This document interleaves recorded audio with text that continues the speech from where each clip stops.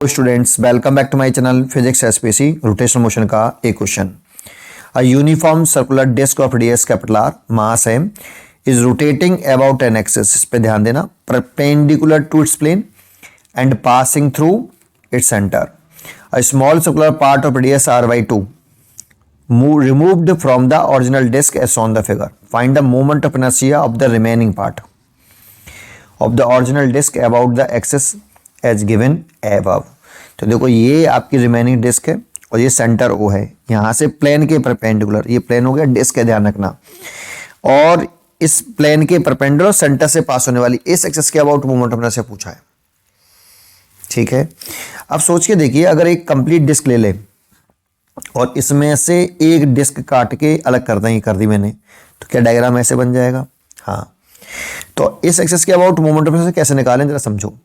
पहले आप क्या करिए, मान लो इसकी जो मास डेंसिटी है वो सिग्मा है, किलोग्राम पर metre square. 1 metre square area का जो मास है वो सिग्मा है। ठीक है, अगर 1 मीटर स्क्वायर एरिया का मास सिग्मा है तो इसका टोटल एरिया कितना होगा? पाई आर स्क्वायर। कंप्लीट डिस्क का, अभी काटी नहीं है इसमें से, तो कितना मास होगा? एम। वैसे दे रखा है हमें कैपिटल एम, चाहो तो कैपिटल एम लिख लो, बराबर। तो 1 मीटर स्क्वायर एरिया का मास सिग्मा, तो पूरा एरिया है आपका पाई आर स्क्वायर, तो पाई आर स्क्वायर एरिया का मास कैपिटल एम। ठीक है, अब जरा समझो, इसका अगर हमने मास डेंसिटी सिग्मा मानी है तो इस एयर की बीच में तो खाली जगह, मास ही नहीं है, उसकी मास डेंसिटी कितनी? 0। भाई एयर है और उसकी जो मास डेंसिटी होगी नहीं, खाली जगह है, तो कितना लिख सकते हैं उसे? सिग्मा एंड माइनस के सिग्मा। 0 का ऐसे नहीं लिख सकते? हाँ लिख सकते हैं। तो इसकी सिग्मा मान लो और इसकी मान लो माइनस के सिग्मा। मास डेंसिटी नेगेटिव नहीं होती, लेकिन एज्यूम कर लेते हैं इस क्वेश्चन को केविटी प्रॉब्लम को करने के लिए। ठीक है, अच्छा, अब इसकी मास डेंसिटी अगर सिग्मा है तो इसका अगर मास निकालना चाहें m2, इसका मास, तो 1 मीटर इस एरिया का मास सिग्मा, तो फिर इसका एरिया कितना होगा? पाई आर स्क्वायर। तो आर कितना है? पाई आर स्क्वायर बाई 2, तो पाई आर स्क्वायर, और इस रेडियस का स्क्वायर करते हैं ना, आर बाई 2 का स्क्वायर करेंगे तो पाई आर स्क्वायर बाई 4। तो इसका एरिया ये हो गया पाई आर स्क्वायर बाई 4। तो 1 मीटर स्क्वायर एरिया का मास सिग्मा, तो पाई आर स्क्वायर बाई 4 एरिया का मास इतना। इसकी जगह पे क्या ले सकते हैं? इसकी जगह पे कैपिटल एम, तो m2 बराबर कितना आ गया? माइनस के m बाई 4। ठीक है, अब हमें क्या करना है समझ में आता है, जरा देखें। पहले आप प्लेन के परपेंडिकुलर इस एक्सिस के अबाउट मोमेंट ऑफ इनर्शिया निकालें, इस एक्सिस के अबाउट, ओ डैश के अबाउट। तो अगर हम ओ डैश के अबाउट मोमेंट ऑफ इनर्शिया निकालें, आई डैश, तो देखो ये प्लेन के परपेंडिकुलर सेंटर से पास होने वाले एक्सिस के अबाउट मोमेंट ऑफ इनर्शिया निकाल लें, ओ डैश के अबाउट, है ना। तो कितना होगा भाई? प्लेन के परपेंडिकुलर अगर कोई सर्कुलर डिस्क है, उसकी रेडियस आर है और उसका मास एम है, और प्लेन के परपेंडिकुलर सेंटर से पास होने वाले एक्सिस के about moment of inertia half M R square होता है, ये हम जानते हैं।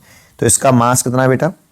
माइनस के m बाई 4, तो माइनस का m बाई 4 और हाफ और लगा लो आगे। ठीक है, ये हाफ एम आर स्क्वायर, तो हाफ और मास हो गया इतना, और रेडियस है r बाई 2, इसका स्क्वायर करेंगे तो r स्क्वायर बाई 4। लेकिन हमें इस डिस्क का moment of inertia O dash के अबाउट नहीं चाहिए, कटी हुई डिस्क का मोमेंट ऑफ इनर्शिया इस पॉइंट ओ के अबाउट चाहिए, ओ के।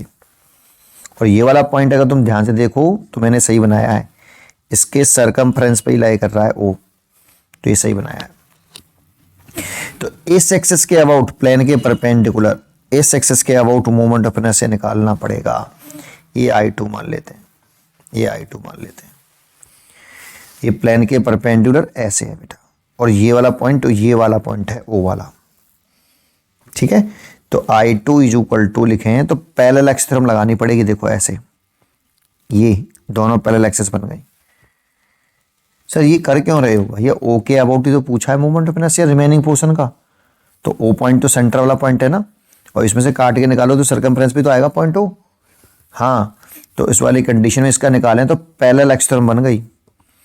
इसमें से ये वाली एक्सिस सेंटर ऑफ मास से जा रही है, तो सेंटर मास के अबाउट तो moment of inertia I dash है, प्लस इसका मास m2 है, और सेपरेशन चाहिए ये वाली परपेंडिकुलर सेपरेशन दोनों एक्सिस के बीच की, तो कितनी? d, और जो कि कितनी है? r बाई 2, तो d स्क्वायर। ये मैंने पैरेलल एक्स थ्योरम लगा दी, तो I2 निकल आएगा। आई डैश की वैल्यू मैं निकाल चुका हूँ, ये रही। तो माइनस का 1/2 mr² बाई 4 × 4 ये है,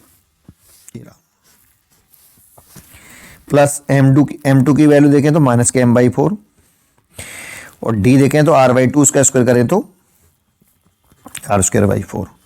तो यहां से आप चेक करोगे तो mr² बाई 4 × 4 कॉमन आ जाएगा, तो माइनस के 1/2 और माइनस का 1, तो लिख सकते हैं mr² बाई 4 × 4 और ये माइनस आ जाएगा और ये हो जाएगा 3/2, तो 3 और ये 2 ऐसे, ये I2 निकले आया भाई।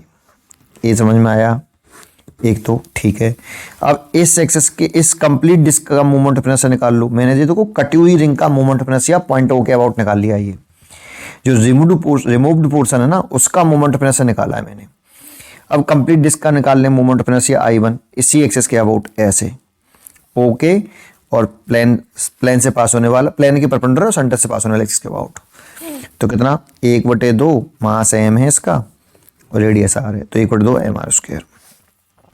लेकिन मेरे को चाहिए इस एक्सिस के अबाउट, तो आई नेट कितना लिखें बेटा, दोनों को जोड़ दो। तो जोड़ें या घटाएं भाई, जोड़ दो। क्यों? क्योंकि मैंने माइनस ले तो लिया।